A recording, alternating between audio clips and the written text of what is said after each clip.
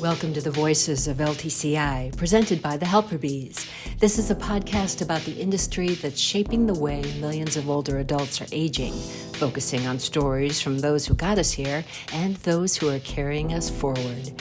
These are the Voices of LTCI.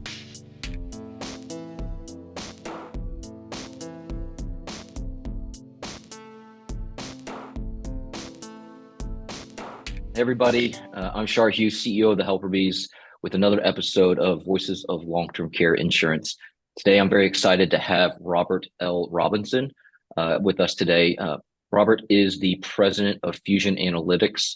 He's also the chief rehabilitation officer for Senior Health Insurance Company of Pennsylvania. And welcome, Bob. I really appreciate you being on the podcast today. Char, thanks so much. I really appreciate being included in your Voices of the LTCI business. So thanks very much. Yeah. So we've known each other for a little while. You've got a fascinating history. I can't wait to dive into all of your knowledge of long-term care insurance, and then also where you're taking Fusion and where you see the future for our industry as a whole. So just to get started, if you wouldn't mind, just tell me, how did you get your start in long-term care insurance? And how does that inform what you're doing today? That was an interesting start, actually. I got involved, believe it or not, probably 30 years ago when I was very young in the industry. I was working at Colonial Penn Life Insurance Company, and I was asked to serve, in addition to the role as vice president of the operations, but to be a product line manager. And my responsibility was the health and the annuity product lines. So part of that was to evaluate the profitability of each of the lines of business that we had. And at that time, Colonial Penn was early in the stages of implementing an agent-sold long-term care product. And after financial analysis was done and a lot of the uncertainty about the experience in that business, Colonial Penn made the decision not to continue on that long-term care journey. That was interesting, and it was almost like a forecast of some things that could potentially happen. So that was step one. And then step two, when I was with Fidelity Mutual Life Insurance Company, we were developing a business plan for the demutualization of the company. And we were trying to identify what the best strategy would be for the demutualized company. And what we landed on was we believed there was Worksite marketing opportunities. And in there, we felt that long-term care had a significant role to play. So yeah, we went through developing the business plan, identifying the product set that would be made available, and proceeded forward. Now, the demutualization didn't happen, so the plan wasn't implemented, but I had an opportunity to learn a lot about LTC at that point in time. So it's been like a slow wade off of the beach. Then the next encounter with long-term care happened in 2009. I was asked by the Pennsylvania Insurance Department to join Penn Treaty as the chief rehabilitation officer, to come in to see what we could do to turn around the fortunes of the company. At the time I got here, the surplus position was about negative $200 million, and given the block of business, we felt that was something we could easily remediate.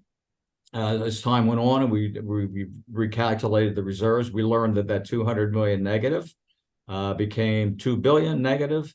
And so the whole dynamic around that shifted. So it was almost like this slow wade I was mentioning to you, Char. I was wading into the water off the beach, getting a little deeper, and then I hit a submarine canyon. And when I joined Penn Treaty, and the good news was I could swim. So we've had an interesting experience in that journey. Yeah, and I'm sure there's a tremendous amount of lessons learned there. I mean, you went from Penn Treaty into the ship block. I would imagine similar positions there, just given the title of rehabilitation officer. I know there's a lot of ink that's been spilled, or a lot of people in the industry know about that rehabilitation process. So we won't really dive into that here, but I'd imagine through a lot of that difficulties, you've already mentioned the financial difficulties, but I'm sure operationally dealing with policyholders, regulators, and a bunch of other constituents. Has that informed, or how has that informed the work that you're doing now with Fusion? Has that informed like your approach to innovation? Well, actually, the most exciting part of the job, not with Fusion, I'll get to that in a minute, but the most exciting part of working in the LTC industry and leading these companies is frankly running the company operations, meaning learning about the policyholders, what their needs are, putting in place the necessary tools to effectively manage the business. So I really enjoy that aspect of the opportunities I've had here, both at Penn Treaty and at Chip. But my background is in operations, so getting into the detail, working with the senior team to map out plans to improve the financial condition of the companies, plans on improving the services that's provided. It's all exciting work. What has been really interesting for me is that I've always lived on the carrier side of the equation. But recently, I've had a couple of situations in my personal life where I had to live in that world of the policyholder experience, meaning trying to understand options, care options that are available out there, finding the necessary care.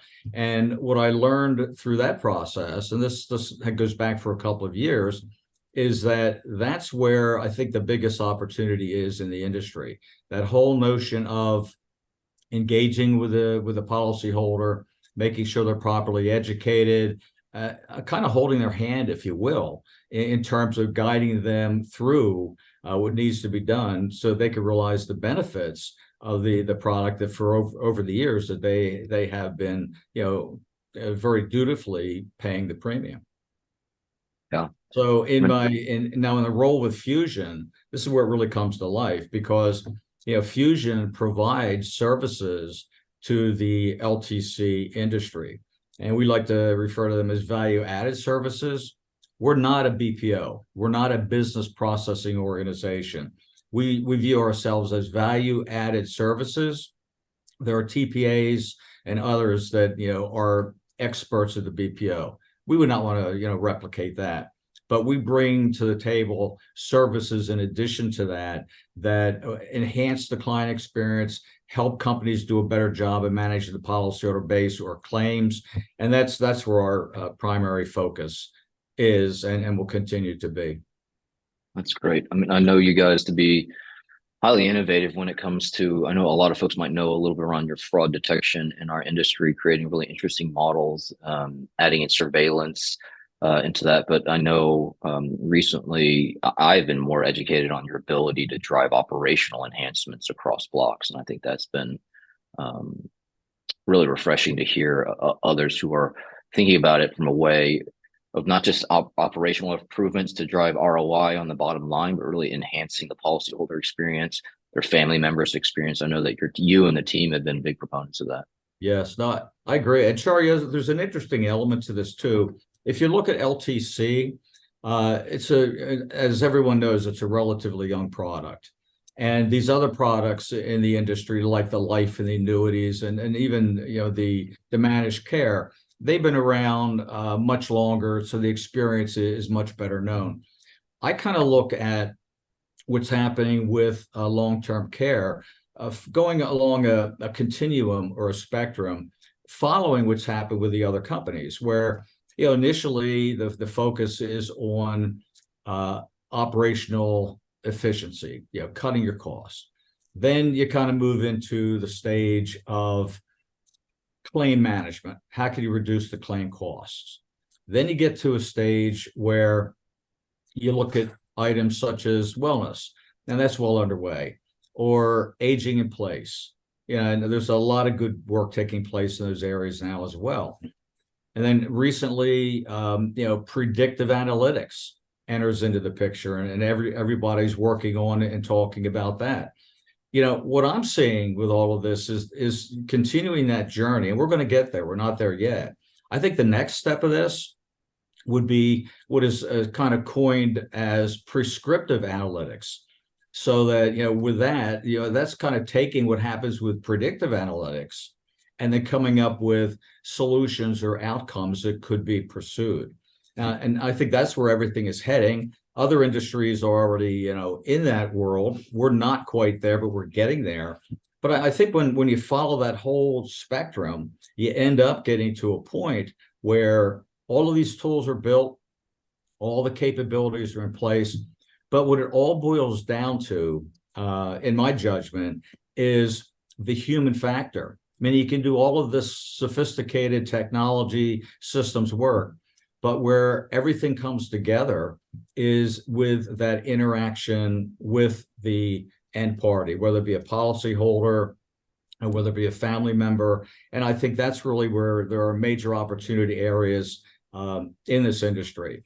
And from a fusion standpoint, although we're not there now, we're on a pathway that'll get us there, so that all of what we do, we emphasize the human factor. And we believe that's the important ingredient here. If you have technology, that's necessary and critical. But if you can't properly apply that technology with the human element, the hand-holding or the interaction with policyholders, you're not going to get the result that you hope for. Yeah, well said. I mean, I completely agree with you on that dynamic of designing experiences, and that includes tools as well as even your call center to enhance that experience. I mean, it's a multifaceted way, but that's the way that we ought to solve something without just focusing in on the endpoint solution. That brings up a really interesting point, though. Has there been any particular milestone in your career that has informed that perspective of really focusing first on the policyholder experience? You've alluded to a family dynamic of being on the other side of the table as a caregiver. I'm sure that's been really transformative. Any other milestone throughout your career in long-term care insurance that has brought you to this point today of really saying, hey, yeah, we can do some really cool efficiency and great claims management techniques, but we have to really focus in on the effect on the policyholder? In terms of the LTC experience, I think probably the most impactful has been the personal experience I've had over the last few years. And in recent months, there have been some new developments that have caused me to focus more on that. But what brought the whole thing to life for me, Char, was this goes back years ago when I was working with Penn Mutual. I was heading up the customer service area, and this had such a strong impact on me. I carry with me today. I was responsible for the claims area as well as the policyholder services, and I received a call about 3 days before the Christmas holiday from a woman who just lost her husband. And she got to me because I was heading the area, and eventually the complaint came to me. And she said, Mr. Robinson, my husband died. Holidays are coming up.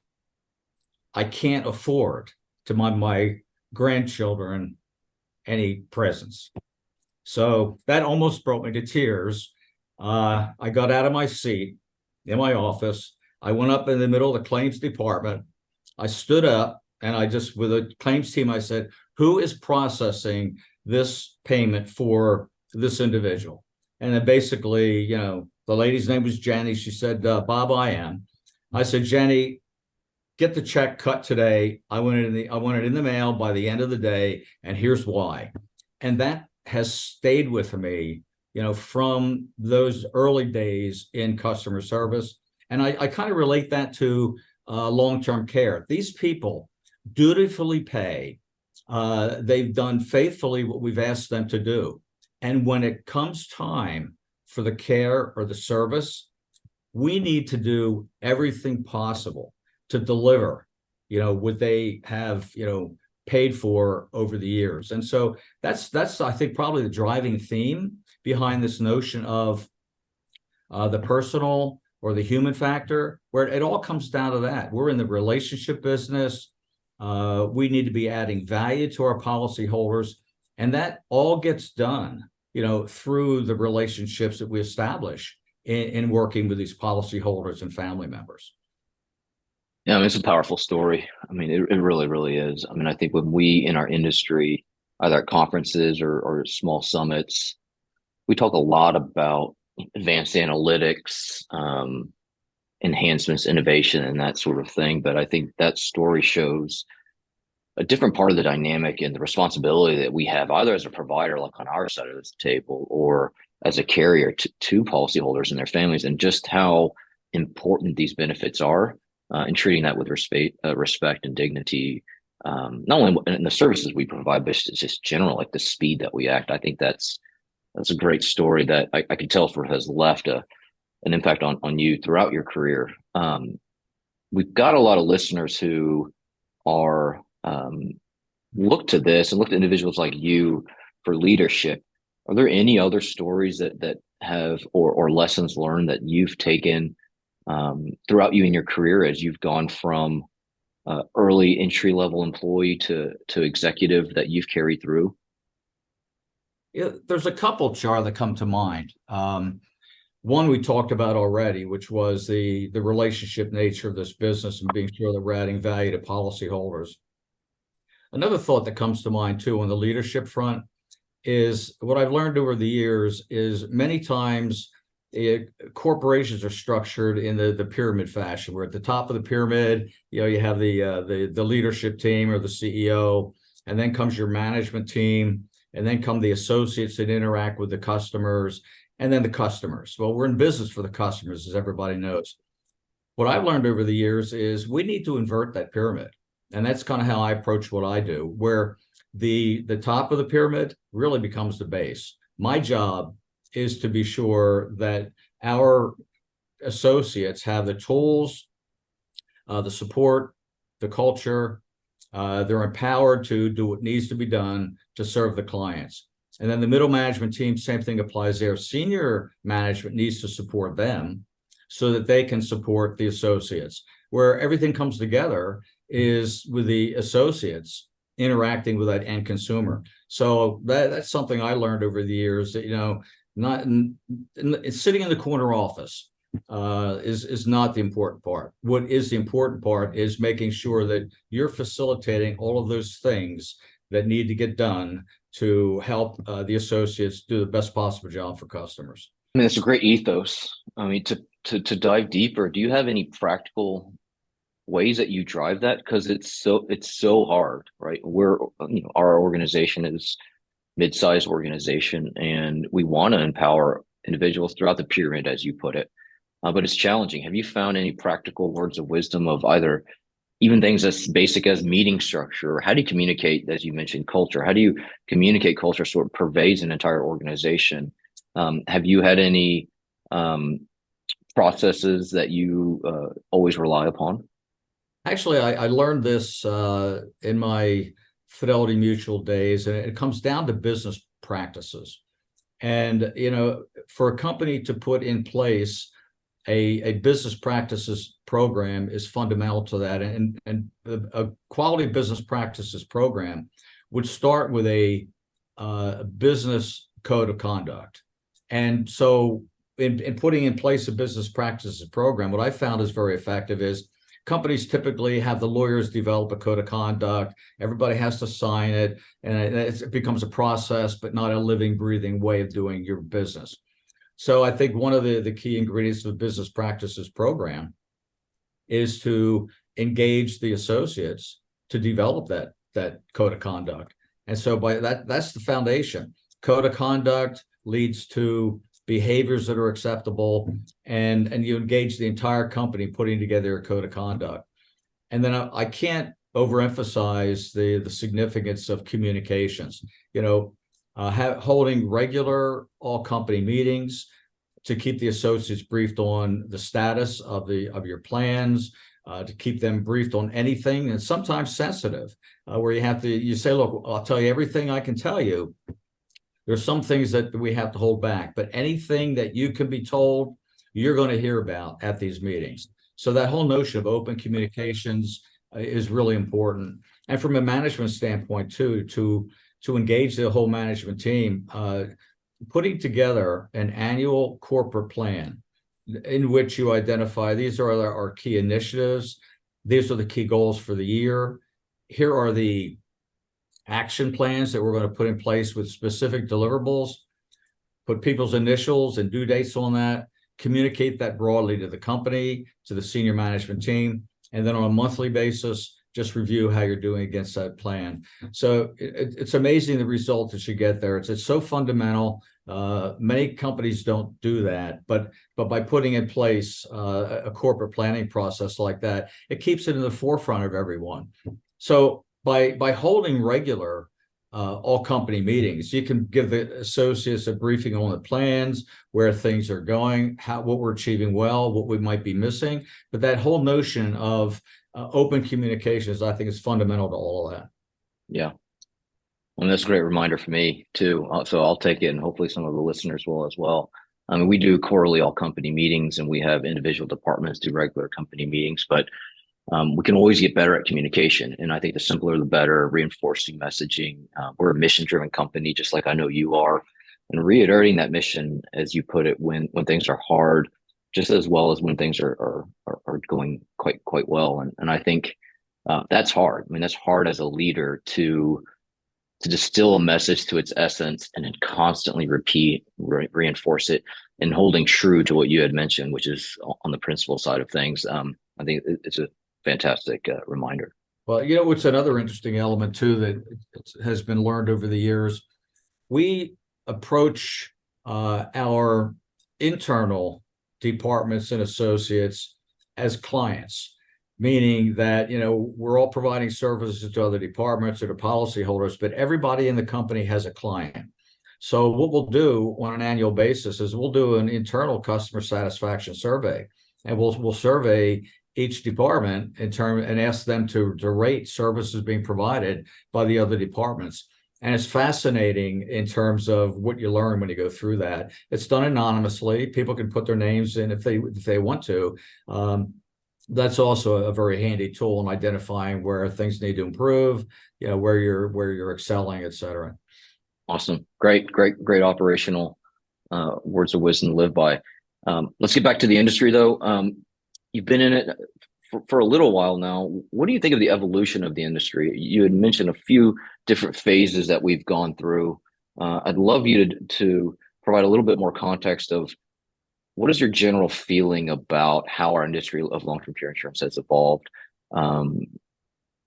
from early days of writing interesting products, which you had mentioned, some individuals getting out of those products, and then now what we're dealing with really on the claims management and potentially on the wellness side of things. Well, actually, I'm excited about the future of LTC. We've had our trials and tribulations, as you know, in terms of some of the financial results of the company. We've all read those headlines. But if you look at what's underway today, we're on a trajectory, putting in place the right tools, the right thinking, the vision. I'm personally optimistic because I believe that the products that are now being developed, the hybrid products, products that would have cash value associated with them, I think that's the future of the industry. And I believe we'll get the pricing right on that. And with the pricing right, and also a concentration or a focus on the end consumer, you put those two things together with properly priced product, which I believe we're in the midst of doing, with a focus on the customer experience, that's going to improve the persistency of the business. Persistency to date has been a bad thing, because the business is staying on the books. But typically, it would be a good thing. You want the business to persist. So I firmly believe that with these new products and with a focus on the customer experience, it's going to lead to better persistency, which we want. And I think that better persistency with profitable products is just going to lead to a bright future for the industry. We still have a lot of hurdles to get over, but I'm optimistic. Well, I mean, that optimism, especially coming from you, I mean, you've been handed over your career pretty difficult situations, I would imagine. And to maintain that optimism that we as an industry have the right answers and have the right people to address it it's good. It's heartening. What areas do you think from an innovation or a product perspective is going to drive that, though? How will we fulfill that optimism? What areas that you've seen are you particularly bullish about when it comes to the future of LTCI? I don't really have a crystal ball here, but I see a lot of focus right now on the hybrid products. annuity or life products with LTC riders. I think that's a good solution. I think it's a nice alternative to look at. But I can't help but wonder, does the legacy product, properly priced, focused exclusively in on the need for long-term care, could that resurrect? And could that be, a path to go down that, could be offering specific benefits for policyholders? I mean, I'll speak personally. When I buy an annuity product, I'm not interested in an LTC rider on it. I want the annuity for the annuity's purpose. If I buy a life policy, I want the life policy, universal life term or whatever. And I do have a long-term care policy. And when I purchased the LTC policy, I wasn't looking for anything other than protection if I needed it. So this might be kind of counterintuitive, but I'm wondering if the legacy, product may see a resurgence. Well, I love it. I mean, as you mentioned, all the new product design is moving in one particular direction. It would be interesting to see if we reverse course a little bit, but come at it a little bit smarter. As you had mentioned, we've got a lot of innovation. We've learned a lot of our lessons from pricing or innovation and wellness programs could help make those a lot more viable. Well, Bob, I appreciate all of the time that you've given us so far. Is there any parting words of wisdom or nuggets of experience regarding our industry or for your general career that you want to impart on the audience? This doesn't really sound like a punchline, but it's kind of part of this whole theme, which is, the client engagement, client experience. So many times, people in the insurance company avoid the opportunity to pick up the phone and call a policyholder, call the client, interact with the client. And when you make that call, you make that contact, the joy that you hear in a policyholder's voice, that someone in the company reaches out to help interact or solve a problem they're having, it's joyful for them, and it's rewarding for the person making the call, because there's a sense that, hey, this company really cares. Someone in management or a customer service representative has reached out proactively to help me with an issue that I've had. I mean, here's another kind of in line with that, Char, is in the customer service area, there are records being kept in terms of contacts coming in from policyholders, whether it be a phone call, whether it be a claim inquiry, whether it be correspondence. There's a wealth of contact data, so that if you really mine that data and you take a look at it and you see a high frequency of contacts coming in from one particular policyholder, what a golden opportunity to not send a letter, pick up the phone, call them and see how you can help get to the issues they're having. And when you get into that proactive mindset in working with your policyholder base, a lot of good things happen. Another fantastic nugget of how to deliver transformative customer experiences. I mean, speaking for us, we get sometimes ridiculed because one of our core programs on wellness offerings is we call a lot of people, and it's expensive. It costs money.